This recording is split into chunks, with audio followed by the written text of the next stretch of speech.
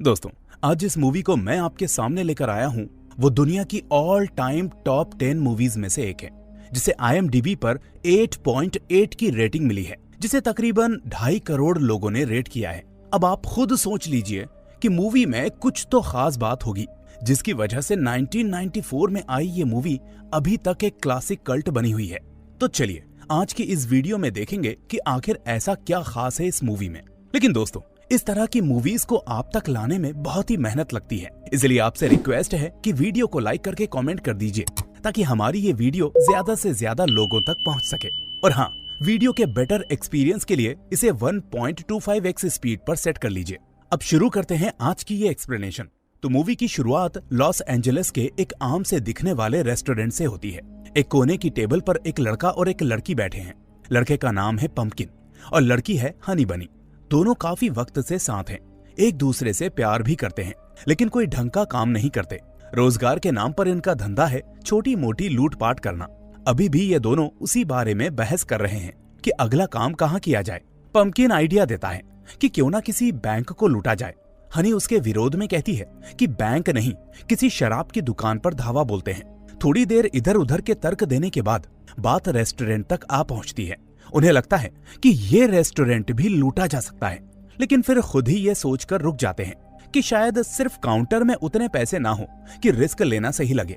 यहीं से उनके दिमाग में नया प्लान आता है, क्यों ना रेस्टोरेंट के साथ साथ यहाँ बैठे हर ग्राहक को भी लूटा जाए।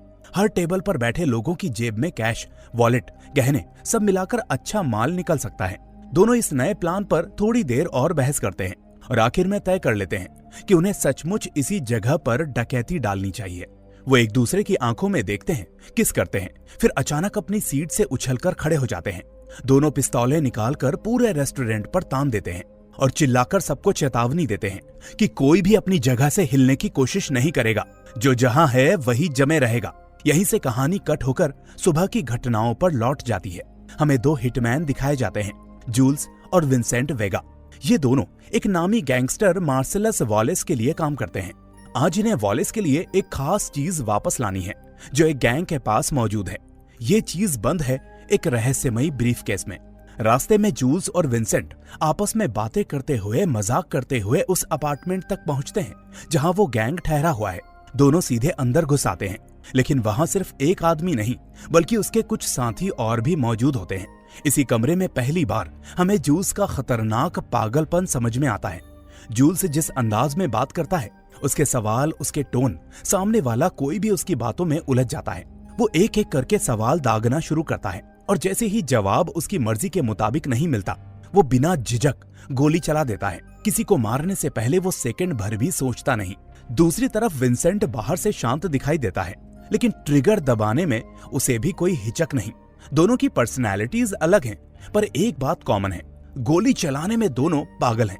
थोड़ी ही देर में कमरे में मौजूद लगभग सभी लोग मारे जा चुके होते हैं। अंत में विंसेंट को वो ब्रीफकेस मिलता है जिसे लेने वो आए थे। जैसे ही वो ब्रीफकेस खोलता है, अंदर से तेज सुनहरी रोशनी जैसी चमक निकलने लगती है। विंसेंट कुछ पलों के लिए उस चमक में खो जाता है, जैसे किसी जादुई चीज को देख लिया हो। फिर वो चुपचाप ब्रीफकेस बंद करता है और दोनों वहां से निकल जाते हैं। सीन कट होता है कुछ देर बाद की एक नाइट क्लब जैसी जगह पर, जहां हम खुद मार्सेलस वॉलेस को देखते हैं। उसके सामने बैठा है एक बॉक्सर बुच। बुच काफी नामी बॉक्सर है, लोग उस पर दांव लगाते हैं और यही बात वॉलेस अच्छी तरह से जानता है। इसलिए वो बुच से साफ साफ कहता है कि आज की फाइट उसे जानबूझकर हारनी पड़ेगी। इस बीच क्लब में अलग अलग कपड़े पहने जूल्स और विंसेंट भी दिखाई देते हैं। उनके हाथ में वही ब्रीफकेस है। उनके कपड़े ऐसे लगते हैं जैसे जल्दी जल्दी में कहीं से बदल कर आए हों, यानी रास्ते में इनके साथ भी कुछ ना कुछ गड़बड़ जरूर हुई है। थोड़ी बातचीत के बाद जूल्स वॉशरूम की तरफ चला जाता है, जबकि विंसेंट बार काउंटर पर बैठा रह जाता है। बुच वॉलेस से सौदा निपटा कर आता है और काउंटर पर शराब लेने बैठता है। यही उसकी मुलाकात विंसेंट से होती है। बात शुरू होते होते दोनों एक दूसरे को ताना देने लगते हैं, फिर गालियां तक आ जाती हैं। विंसेंट बुच की खूब बेइज्जती करता है। बुच अंदर ही अंदर तिलमिला उठता है, लेकिन कुछ कर नहीं पाता, क्योंकि तभी वॉलेस वहां आ जाता है। विंसेंट वॉलेस के पास जाकर उसे ब्रीफकेस सौंप देता है। ब्रीफकेस की झलक देखते ही वॉलेस का मूड खिल उठता है। जिस तरह वो खुश होकर बात करता है, उसे देखकर बुच भी नोटिस करता है कि इस आदमी की नजर में विंसेंट कितना खास है। फिर वॉलेस कैजुअली कहता है कि वो बाहर जा रहा है और उसकी पत्नी मिया वॉलेस घर पर अकेली है। उसे घर में अकेले रहना बिल्कुल भी पसंद नहीं, इसलिए अब विंसेंट की जिम्मेदारी है कि वो आज रात मिया को बाहर ले जाए, उसे एंटरटेन करे और ये ध्यान रखे कि वो बोर ना हो। विंसेंट हामी भर देता है कि वो सब संभाल लेगा। थोड़ी देर के बाद मिया के घर जाने से पहले विंसेंट एक तैयारी करने निकलता है। वो अपने दोस्त लांस के घर पहुंचता है, जिसके पास तरह तरह के खतरनाक नशे मौजूद हैं। विंसेंट उससे पूछता है कि आज कुछ खास है क्या। लांस उसे हेरोइन का एक भारी डोज देता है, जो विंसेंट सीधे अपने नस में इंजेक्ट कर लेता है। नशा चढ़ते ही वो मदहोश सा हो जाता है और खुद को पार्टी रेडी महसूस करने लगता है। इसी हालत में वो मिया को लेने उसके घर पहुंचता है। मिया खुद भी नशे की शौकीन है, उसे पहले से ही काफी हाई दिखाया जाता है। विंसेंट उसे देखते ही समझ जाता है कि वो भी अभी कम नशे में नहीं है। वो पूछती है, तुम मुझे कहाँ ले जा रहे हो? विंसेंट बताता है कि वो उसे एक स्पेशल क्लब में ले जा रहा है, जहाँ का खाना लाजवाब है और म्यूजिक भी। दोनों जैक रैबिट स्लिम्स जैसे 50s थीम वाले फन रेस्टोरेंट में पहुंचते हैं। खाना ऑर्डर करते वक्त दोनों अपने अपने बारे में बात करते हैं। मिया बताती है कि वो पेशे से एक्ट्रेस है, टीवी पायलट शो वगैरह किए हैं, लेकिन कोई बड़ा ब्रेक नहीं मिला। असल में वो ज्यादातर वॉलेस के पैसे और लाइफस्टाइल एंजॉय कर रही है। विंसेंट उसके उलट अपने बारे में बहुत कम खोलता है। जब बैकग्राउंड में म्यूजिक तेज होता है, मिया विंसेंट से कहती है कि यहाँ हर बार कपल्स के बीच में डांस कॉन्टेस्ट होता है और जो जोड़ी सबसे अच्छा ट्विस्ट डांस करती है उसे ट्रॉफी मिलती है। वो जिद करती है कि विंसेंट उसके साथ स्टेज पर चले, बहुत मजा आएगा। कुछ नान नुकुर के बाद में विंसेंट भी मान जाता है। नशे में झूमते हुए ये दोनों स्टेज पर चढ़ते हैं और अपना आइकॉनिक डांस शुरू करते हैं। फंकी, अजीब लेकिन बेहद एंटरटेनिंग। सब लोग उनका डांस देखकर झूम उठते हैं और आखिर में वो ट्रॉफी लेकर टेबल पर लौटते हैं। विंसेंट और मिया दोनों का नशा अब चरम पर है। डांस, खाना और म्यूजिक के बाद माहौल थोड़ा शांत होता है तो विंसेंट बाथरूम में चला जाता है, खुद से ये सोचने कि आगे उसे क्या करना चाहिए। क्या मिया के और करीब जाना ठीक होगा या उसे दूरी बनाए रखनी चाहिए, क्योंकि आखिर में वो उसके बॉस मार्सेलस वॉलेस की पत्नी है। उधर मिया टेबल पर अकेली बैठी होती है। उसकी नजर विंसेंट के कोट पर पड़ती है, जो कि वहीं रखा होता है। वो यूं ही कोट की जेब टटोलती है तो उसे अंदर से एक छोटा सा पैकेट मिलता है जिसमें सफेद पाउडर है। मिया समझती है कि ये वही पाउडर है जिसे वो आम तौर पर लेती है, जबकि असल में ये वही हेरोइन है जिसे विंसेंट ने थोड़ी देर पहले नशे में इंजेक्ट किया था, यानी कहीं ज्यादा खतरनाक। अब बिना कुछ सोचे समझे मिया उस पाउडर को नाक से खींच लेती है। कुछ ही सेकंड्स में पाउडर अपना असर दिखाना शुरू कर देता है। उसका शरीर जवाब देने लगता है। पहले वो गिर पड़ती है, नाक से खून आने लगता है, फिर मुंह से झाग निकलने लगता है। विंसेंट जैसे ही बाथरूम से बाहर आता है और उसे इस हालत में देखता है तो उसके पैरों तले जमीन खिसक जाती है। उसे फौरन समझ में आ जाता है कि अगर मिया मर गई तो मार्सेलस उसे जिंदा नहीं छोड़ेगा। विंसेंट कंफ्यूज है। अगर वो मिया को हॉस्पिटल ले जाए तो पुलिस केस बनेगा, ड्रग्स ओवरडोज, सारी बातें खुल जाएंगी। फिर बात सीधे वॉलेस तक पहुंच जाएगी। वो रिस्क लेना नहीं चाहता। घबराहट में वो फैसला करता है कि मिया को सीधे लांस के घर ले जाएगा, क्योंकि वही ड्रग डीलर है और शायद कुछ कर सके। वो आधी मरी आधी जिंदा मिया को कार में पटककर तेजी से लांस के घर पहुंचता है। शुरू में लांस चिल्लाता है, मना करता है कि उसे इसमें मत घसीटो, लेकिन विंसेंट भी जोर देता है कि ये सब तुम्हारे माल की वजह से हुआ है, अब इसे बचाना तुम्हारी जिम्मेदारी है। बहस के बीच में मिया की हालत और बिगड़ती जाती है। आखिर में लांस और उसकी गर्लफ्रेंड मिया को फर्श पर लेटाते हैं। लांस एक मेडिकल किट निकालता है और बताता है कि उसे सीधा दिल पर एक खास इंजेक्शन देना पड़ेगा, तभी उसकी हार्ट बीट वापस आ सकती है। वो एक बड़े इंजेक्शन में एड्रानिल जैसा ड्रग भरता है। कमरे में सबकी जान सूखी हुई है, खासकर विंसेंट की, जो इसे होते हुए देख भी रहा होता है और खुद भी आधे नशे में है। अब सवाल उठता है कि ये इंजेक्शन कौन लगाएगा। सब एक दूसरे को देखते हैं, कोई आगे नहीं आता। विंसेंट बार बार कहता है कि लांस ट्राई करे, लेकिन लांस पीछे हटता है। आखिर में विंसेंट खुद सुई पकड़ता है, मिया की छाती पर निशान बनाता है और पूरी ताकत से इंजेक्शन सीधे उसके दिल में घोंप देता है। एक सेकंड की खामोशी के बाद मिया झटके से उठकर बैठ जाती है, जोर से सांसें लेते हुए, जैसे मौत के मुंह से वापस आई हो। ये देखकर सबकी जान में जान आती है। सबसे ज्यादा राहत विंसेंट को मिलती है। थोड़ी देर के बाद विंसेंट मिया को उसके घर छोड़ने आता है। कार में और घर के अंदर दोनों के बीच में बहुत अजीब सा सन्नाटा है। आखिर में विंसेंट कहता है कि आज जो कुछ भी हुआ ये सिर्फ हमारे बीच रहेगा, चाहे जो हो। मार्सेलस को इस बारे में पता नहीं चलना चाहिए। मिया भी वादा करती है कि वो कुछ नहीं बताएगी। यहीं से कहानी फ्लैशबैक में एक और ट्रैक पर जंप करती है। अब हम बुच के बचपन की झलक देखते हैं। छोटा बुच घर पर बैठा है, तभी उसके पास एक फौजी यूनिफॉर्म में कैप्टन आता है जो उसके पिता का पुराना दोस्त है। वो एक छोटी गोल्डन घड़ी निकालकर बुच को दिखाता है और बताता है कि ये घड़ी उसके परदादा की थी। परदादा से दादा, दादा से पिता, पीढ़ी दर पीढ़ी ये घड़ी परिवार में चली आ रही है। कैप्टन बताता है कि वो और बुच का पिता वियतनाम युद्ध में साथ थे। जब उसके पिता मरने वाले थे तो उन्होंने ये घड़ी उसे सौंप दी थी और कहा कि चाहे जितनी मुसीबत आए ये घड़ी उसके बेटे तक पहुंचनी चाहिए। कैप्टन आगे बताता है कि उन्हें दुश्मनों ने कैदी बना लिया था। तलाशी इतनी कड़ी थी कि उनके पास इस घड़ी को छुपाने की कोई जगह नहीं थी, इसलिए उन्होंने इसे अपने पिछवाड़े में छुपाया। कई सालों तक एक एक कैदी इसे बारी बारी से ऐसे ही छुपाता रहा ताकि घड़ी दुश्मनों के हाथ ना लगे। बहुत मुश्किलों के बाद वो ये घड़ी बुच तक लेकर आया है। बुच इस घड़ी को गंभीरता से हाथ में लेता है। अब सीन कट होकर वापस से वर्तमान समय में आता है। अब बड़ा होकर वही बुच रिंग में अपनी फाइट खत्म कर चुका है। उधर मार्सेलस वॉलेस के पास लोग खबर लेकर आते हैं कि बुच ने फाइट हारने की जगह उसे बुरी तरह से जीत लिया है। उसने अपने प्रतिद्वंदी को इतना पीटा कि उसकी वहीं रिंग में मौत हो गई।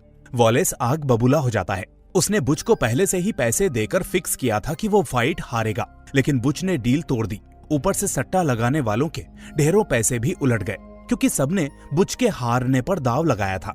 अब वॉलेस को भी भारी नुकसान है और वो तय करता है कि बुच को किसी भी हाल में ढूंढकर खत्म करेगा। इधर बुच शहर से भागने की कोशिश में एक टैक्सी में बैठा है। टैक्सी ड्राइवर एक लड़की होती है जिसका नाम है एस्मेरेडा। वो बुच को पहचान लेती है और कहती है कि वो उसी फाइटर को लेकर जा रही है जिसने अपने विरोधी को मार डाला। रास्ते भर दोनों बातें करते हैं। बुच थोड़ा शांत रहता है। आखिर में एस्मेरेडा उसे एक मोटेल के सामने उतारती है। वो उसे पैसे देकर कमरे की ओर चला जाता है। उस कमरे में पहले से उसकी गर्लफ्रेंड फैबियन उसका इंतजार कर रही होती है। धीरे धीरे हमें पता चलता है कि बुच ने वॉलेस को धोखा देने की प्लानिंग काफी पहले से करके रखी थी। उसने पहले ही फैबियन को कह दिया था कि वो उनका अपार्टमेंट खाली करके इस मोटेल में आ जाए, क्योंकि फाइट जीतते ही वो सीधा यहाँ आएगा और अगली सुबह दोनों शहर छोड़कर उसके होम टाउन भाग जाएंगे। फिर मौका देखकर देश से भी बाहर निकल जाएंगे। लेकिन सुबह होते ही सीन पलट जाता है। बुच अचानक गुस्से में भड़क उठता है क्योंकि फैबियन बताती है कि वो उसकी गोल्ड वॉच, वही खास घड़ी, अपने पुराने अपार्टमेंट में भूल गई है। बुच के लिए ये घड़ी सिर्फ एक चीज नहीं, उसके पिता और पूरे परिवार की याद है। वो इतना गुस्से में आ जाता है कि कमरे का सामान तोड़ने लगता है, टीवी पर हाथ उठा देता है, चीजें फेंकता है, फिर खुद को संभालता है। थोड़ी देर के बाद वो तय करता है कि जो भी रिस्क हो वो अपनी घड़ी लेने जाएगा ही। वो फैबियन की कार को लेकर निकलता है। सामने के मेन गेट से नहीं बल्कि पीछे के रास्ते से अपार्टमेंट की तरफ जाता है, क्योंकि उसे पता है कि वॉलेस के लोग हर जगह घात लगाए बैठे होंगे। आहिस्ता आहिस्ता वो अपने पूरे घर में घुसता है, हर तरफ नजर दौड़ाता है। उसे कोई दिखाई नहीं देता। वो अपने कमरे में जाता है और कुछ ही देर में वो गोल्ड वॉच उसे मिल भी जाती है। घड़ी पॉकेट में रखकर वो राहत की सांस लेता है और निकलने के लिए मुड़ता है कि तभी उसकी नजर किचन काउंटर पर पड़ी एक मशीन गन पर जाती है। उसी पल उसे एहसास हो जाता है कि घर में कोई और भी मौजूद है, शायद वही जिसे उसे खत्म करने भेजा गया है। बुच धीरे से आगे बढ़कर उस मशीन गन को उठा लेता है। बुच जैसे ही मशीन गन को हाथ में लेकर बाथरूम के दरवाजे के पास पहुंचता है, अंदर से फ्लश की आवाज आती है। वो दरवाजे के ठीक सामने खड़ा हो जाता है। अगले ही पल दरवाजा खुलता है और बाहर आता है विंसेंट, पूरी तरह बेखबर की मौत सामने खड़ी है। बाहर निकलते ही वो बस एक सेकंड के लिए बुच को देख पाता है और अगले ही पल बुच उस पर गोलियों की बौछार कर देता है। विंसेंट वहीं ढेर हो जाता है। बुच फिर मशीन गन से अपने फिंगरप्रिंट्स मिटाता है। सब कुछ साफ सुथरा रखकर अपार्टमेंट से निकल जाता है। वो फैबियन की कार को लेकर भाग पड़ता है। कुछ दूरी पर एक मोड़ पर वो गाड़ी रोकता है। तभी सड़क पार करते हुए उसे सामने मार्सेलस वॉलेस दिखाई देता है। दोनों की नजरें मिल जाती हैं। बुच समझ जाता है कि वॉलेस उसे जिंदा नहीं छोड़ेगा, इसलिए गाड़ी सीधे उसी के ऊपर चढ़ा देता है और भागने की कोशिश करता है। वॉलेस बुरी तरह से चोटिल हो जाता है लेकिन मरता नहीं। वहीं बुच की कार भी टकराकर पलट जाती है और वो खुद भी जख्मी हो जाता है। घायल हालत में बुच कार से निकलकर भागने लगता है और पीछे से वॉलेस उसका पीछा करता है। कुछ देर की भागदौड़ के बाद बुच एक सेकंड हैंड सामान की दुकान में घुस जाता है जहां का मालिक है मेनार्ड। बुच उसे हालात समझाने वाला ही होता है कि तभी अंदर धड़ाम से वॉलेस घुसता है। वो बंदूक तान देता है। दोनों आपस में भिड़ जाते हैं, लेकिन इससे पहले कि कोई किसी पर हावी हो, मेनार्ड खुद बंदूक उठाकर इन दोनों पर तान देता है और दोनों को काबू में कर लेता है। मेनार्ड उन्हें नीचे बेसमेंट में ले जाकर बांध देता है और अपने साथी जेड को फोन करता है। बेसमेंट में पहले से ही एक और आदमी बंधा हुआ है, जिसे देखकर साफ हो जाता है कि ये दोनों सिर्फ दुकानदार नहीं, पूरी तरह से साइको हैं। ये ऐसे ही लोगों को पकड़कर रखते हैं, उनके साथ अजीब और बीमार हरकतें करते हैं, फिर किसी दिन मार डालते हैं। पहले दोनों बुच और मार्सेलस एक ही कमरे में बंधे होते हैं। फिर जेड मार्सेलस को घसीटकर एक दूसरे कमरे में ले जाता है, जबकि बुच वहीं रह जाता है। अगले ही दृश्य में हम देखते हैं कि जेड और मेनार्ड मार्सेलस का शारीरिक शोषण कर रहे होते हैं। ये दृश्य इतना घिनौना होता है कि खुद दर्शक के लिए भी असहज करने वाला हो जाता है। इधर बुच किसी तरह अपने बंधे हाथ खोल लेता है, सामने बैठे गार्ड को पीटकर बेहोश कर देता है और ऊपर की ओर भाग निकलता है। ऊपर आकर वो रुक जाता है। उसके कानों में मार्सेलस की दर्द भरी चीखें साफ सुनाई दे रही होती हैं। अब उसके सामने ये दुविधा आ जाती है, वो भाग जाए और मार्सेलस को उसी के हाल पर छोड़ दे या वापस नीचे जाकर उसकी मदद करे। अगर वो वॉलेस को बचाएगा तो वही वॉलेस बाद में उसे मार सकता है, अगर नहीं बचाएगा तो उसे मरते तड़पते नहीं देख पा रहा। आखिरकार उसके अंदर का कुछ बदलता है और वो वापस जाने का फैसला करता है। वो दुकान के इधर उधर हथियार ढूंढता है, पहले चाकू, फिर हथौड़ा, फिर आखिर में ऊपर लटकी एक सामुराई तलवार काताना उठाता है। उसे हाथ में लेकर वो वापस बेसमेंट की ओर उतरता है। वो कमरे में दाखिल होता है तो सामने वही भयानक दृश्य देखता है। मेनार्ड और जेड मार्सेलस के साथ जुल्म कर रहे हैं। बुच धीरे धीरे पीछे से आगे आता है और सबसे पहले काताना से मेनार्ड पर वार करता है, उसे वहीं खत्म कर देता है। फिर जेड पर हमला करता है। जेड अभी भी पूरी तरह से नहीं मरता। उतने में मार्सेलस खुद आजाद होकर बंदूक पकड़ लेता है और जेड के निचले हिस्से में गोली झोंक देता है, उसे तड़पने के लिए छोड़ देता है। अब बुच मार्सेलस से पूछता है कि क्या वो ठीक है। मार्सेलस कहता है कि मैं ठीक से बहुत आगे निकल चुका हूँ, यानी जो हुआ उसके बाद अब वो सिर्फ बदले और सजा के बारे में सोच रहा है। बुच घबराकर पूछता है कि अब हमारे बीच क्या होगा। वॉलेस साफ कहता है कि तुम तुरंत शहर छोड़कर चले जाओ और आज जो कुछ यहाँ देखा उसके बारे में कभी किसी को कुछ मत बताना। वो वादा करता है कि अब वो बुच के पीछे नहीं आएगा। उसके लिए बदला अब जेड और मेनार्ड के साथ निपटने में पूरी तरह होगा। बुच बिना समय गवाए वहां से भाग जाता है। बाहर निकलकर वो जेड की मोटरसाइकिल उठाता है और सीधे मोटेल में फेबियन के पास पहुंचता है। फेबियन बार बार उसी सवाल पर अटकी रहती है कि उसकी कार कहाँ है। बुच जल्दी में कहता है कि वो सब समझाने का समय नहीं है, बस तुरंत बाइक पर बैठो और निकलो। दोनों बाइक पर बैठकर शहर छोड़ने के लिए निकल जाते हैं। कहानी फिर से वापस फ्लैशबैक मोड में सर्कल पूरा करती है। अब हम फिर उसी टाइमलाइन में आते हैं जहां जूल्स और विंसेंट ब्रीफकेस लेने पहुंचे थे, यानी विंसेंट के मारे जाने से पहले की घटना। दोनों ब्रीफकेस लेकर पहले से ही काफी गुस्से में हैं, क्योंकि सामने वाले गिरोह ने मार्सेलस वॉलेस का सामान चुराने की जरूरत की। जूल्स कमरे में मौजूद लड़के को मार देता है। उन्हें लगता है कि काम खत्म हो गया, लेकिन उन्हें पता नहीं होता कि गैंग का एक और बंदा बाथरूम में छुपा बैठा है। कुछ सेकंड्स के बाद वो आदमी बाथरूम से निकलकर पागलों की तरह जूल्स और विंसेंट पर गोलियां चला देता है। पूरे मैगजीन की गोलियां दीवार, दरवाजे, पीछे की तरफ जा लगती हैं, लेकिन चमत्कारिक रूप से एक भी गोली दोनों को छूती तक नहीं। गोलियां खत्म होने पर वो आदमी सामने देखता है और खुद भी हैरान रह जाता है कि कैसे दोनों जिंदा खड़े हैं। जवाब में जूल्स और विंसेंट बिना वक्त गवाए उसे गोली मारकर खत्म कर देते हैं। बाद में हमें पता चलता है कि वहीं कमरे में मार्विन नाम का एक लड़का भी मौजूद है, जो मार्सेलस वॉलेस के लिए इनसाइड मैन की तरह काम कर रहा था और इसी ने वॉलेस को ब्रीफकेस की लोकेशन बताई थी। मगर जूल्स अब किसी और ही सोच में डूबा है। दीवार में फंसी गोलियों को देखता हुआ वो विंसेंट से कहता है कि उसने कुछ समय पहले एक किताब में पढ़ा था कि अगर इंसान मौत के इतने करीब जाकर भी बच जाए तो ये कोई इशारा होता है, खासकर तब जब उसका काम खुद ही गंदा हो। ये मानो कि ऊपर से दूसरा मौका मिलता है कि वो इस धंधे को छोड़ दे। जूल्स कहता है कि उसे लगता है अभी अभी जो कुछ हुआ वो उसका दूसरा मौका है। वो फैसला करता है कि जैसे ही ये ब्रीफकेस मार्सेलस को सौंप देगा वो क्राइम की दुनिया छोड़ देगा। अब वो और हत्याएं नहीं करेगा, ये उसका आखिरी काम होगा। विंसेंट जूल की ईश्वर का संकेत वाली बातों को बिल्कुल भी गंभीरता से नहीं लेता।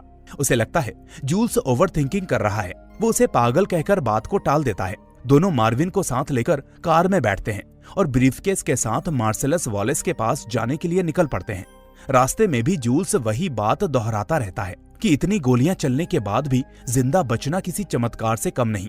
उन्हें इसे एक दूसरे मौके की तरह लेना चाहिए। विंसेंट को ये सब बकवास लग रहा है। झुंझलाकर वो पीछे सीट पर बैठे मार्विन से बात करने लगता है, लेकिन इस दौरान वो भूल जाता है कि उसकी बंदूक सीधे मार्विन की ओर तनी हुई है। गुस्से में बहस करते करते उसके हाथ से गोली से ट्रिगर दब जाता है और गोली सीधे मार्विन के सिर में लगती है। मार्विन वहीं पर मर जाता है। पूरा कार का इंटीरियर खून और दिमाग के टुकड़ों से भर जाता है, जिससे दोनों के होश उड़ जाते हैं। उन्हें समझ नहीं आता कि क्या करें। अगर इस हालत में आगे बढ़े तो पहले रेड लाइट या पेट्रोल पंप पर कोई भी पुलिस वाला उन्हें देखकर रोक सकता है। जूल से सुझाव देता है कि पास में ही उसके एक दोस्त जिमी का घर है, वहां चलकर कार छुपाई जा सकती है। वो तुरंत जिमी के घर पहुंचते हैं और कार को गैराज में लगा देते हैं। जिमी साफ कह देता है कि उसके पास सिर्फ 1 घंटा है। उसकी पत्नी नाइट शिफ्ट में हॉस्पिटल में काम करती है और ठीक 1 घंटे में घर लौट आएगी। अगर उसने गाड़ी की ये हालत देख ली तो सीधा पुलिस को बुला लेगी। टाइम प्रेशर बढ़ता जा रहा है। मजबूरी में जूल्स मार्सेलस वॉलेस को फोन करके पूरी सिचुएशन बता देता है। वॉलेस घबराने के बजाय कहता है कि चिंता मत करो, वो एक प्रोफेशनल क्लीनर भेज रहा है। कुछ ही देर में वहां पहुंचता है विंस्टन वुल्फ। वुल्फ आते ही पूरे हालात को स्कैन करता है और बहुत ही शांत सोचे समझे तरीके से उन्हें निर्देश देने लगता है। सबको लगा था कि वुल्फ खुद बड़ा काम करेगा, लेकिन असल में वो प्लान बनाता है और सारा गंदा काम इन 2 हिटमैन से करवाता है। सबसे पहले वो उन्हें नहलाने, खून साफ करने और साफ कपड़े पहनने के लिए बोलता है। जिमी को निर्देश देता है कि वो अपनी पुरानी टी-शर्ट्स और शॉर्ट्स उन्हें दे दे। फिर वो कार और लाश की चिंता अपने हाथ में लेता है। वो एक महिला मॉन्स्टर जो से कांटेक्ट करता है। जूल्स और विंसेंट खून से सनी कार को ड्राइव करके जो के यार्ड तक ले जाते हैं, जहां वो लाश और कार दोनों को गायब कर देगी। इस तरह सबसे बड़ा सबूत भी रास्ते से हट जाता है। ये सब निपटाने के बाद जूल्स और विंसेंट नॉर्मल कपड़ों में एक आम इंसान की तरह नजदीकी रेस्टोरेंट में नाश्ता करने बैठते हैं। यही वो रेस्टोरेंट है जिसे हमने फिल्म की शुरुआत में देखा था। यहाँ पंपकिन और हनी बनी अपनी डकैती का प्लान बना रहे थे। अब एक तरफ की टेबल पर ये दोनों हैं और दूसरी तरफ जूल्स और विंसेंट। जूल्स अभी भी अपनी बात पर अड़ा है। वो विंसेंट से कहता है कि वो पूरी तरह से सीरियस है। वो सच में इस क्राइम की दुनिया को छोड़ने वाला है, क्योंकि गोलीबारी वाली घटना में उसने ईश्वर का संकेत देख लिया है। विंसेंट हंसकर पूछता है कि क्या वो सच में ये सब छोड़ देगा। जूल्स कहता है हाँ, अब वो लोगों की मदद करेगा, भलाई करेगा, यही उसका नया रास्ता होगा। तभी अचानक वही होता है जो शुरुआत में देखा था। पंपकिन और हनी बनी खड़े होकर पूरे रेस्टोरेंट पर बंदूक तान देते हैं।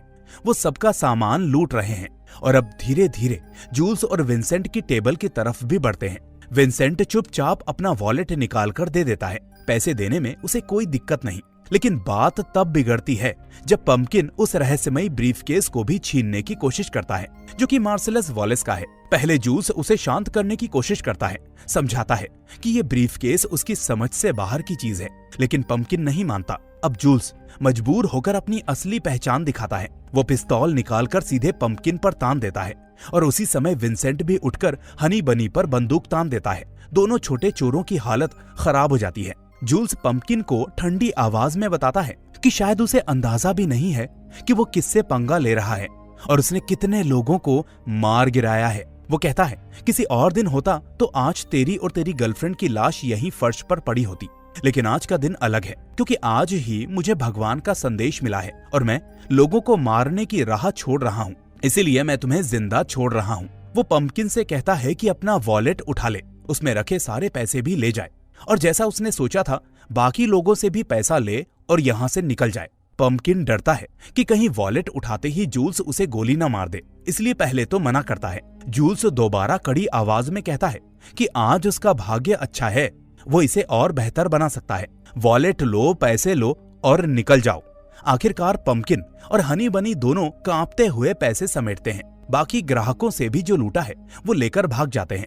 उनका दिमाग इतना हिल चुका होता है कि संभव है दोबारा से ऐसी हरकत करने से पहले वो 100 बार सोचे। उनके निकलते ही जूल्स और विंसेंट भी उठकर रेस्टोरेंट से बाहर निकलते हैं। अब वो ब्रीफकेस लेकर मार्सेलस वॉलेस के पास उसके क्लब की ओर जाएंगे, जहां से आगे की कहानी हम पहले ही देख चुके हैं। वही क्लब वाला सीन, ब्रीफकेस की डिलीवरी, बुच से भिड़ंत और फिर बाद के सारे क्रॉस कनेक्टेड इवेंट्स। यहीं पर इस नॉन लीनियर टुकड़ों में बुनी हुई कहानी की सर्कल पूरी होती है। शुरुआत का रेस्टोरेंट सीन अंत में आकर अपने पूरे मायने के साथ बंद हो जाता है। पल्प फिक्शन सिर्फ एक फिल्म नहीं, फिल्म मेकिंग की मास्टर क्लास है। इसीलिए ही इसकी IMDb रेटिंग इतनी ज्यादा है और इसे ऑल टाइम टॉप 10 फिल्मों में गिना जाता है। Non linear story telling, crime की दुनिया में छुपी फिलॉसफी, छोटे छोटे character movements, dark humour, iconic dialogues और हर सीन में टॉरंटिनो का अनोखा स्टाइल, ये सब मिलकर इसे बार बार देखने लायक बनाता है। अगर आपको ये एक्सप्लेनेशन पसंद आई हो तो वीडियो को लाइक जरूर करना, इसे अपने दोस्तों के साथ भी शेयर करना और ऐसी ही दमदार मूवी एक्सप्लेनेशंस के लिए चैनल को सब्सक्राइब करके बेल आइकन भी दबा देना ताकि अगली वीडियो की नोटिफिकेशन आप मिस ना करें। मूवी से जुड़ा आपका कोई भी सवाल हो तो कमेंट में जरूर लिखिए, हम हर कमेंट का रिप्लाई करेंगे। अब मैं मिलूंगा आपसे अगली ऐसी ही मूवी के साथ। तब तक आप अपना सपोर्ट हमारे साथ बनाए रखिए, अपना ध्यान रखिए एंड थैंक्स फॉर वॉचिंग।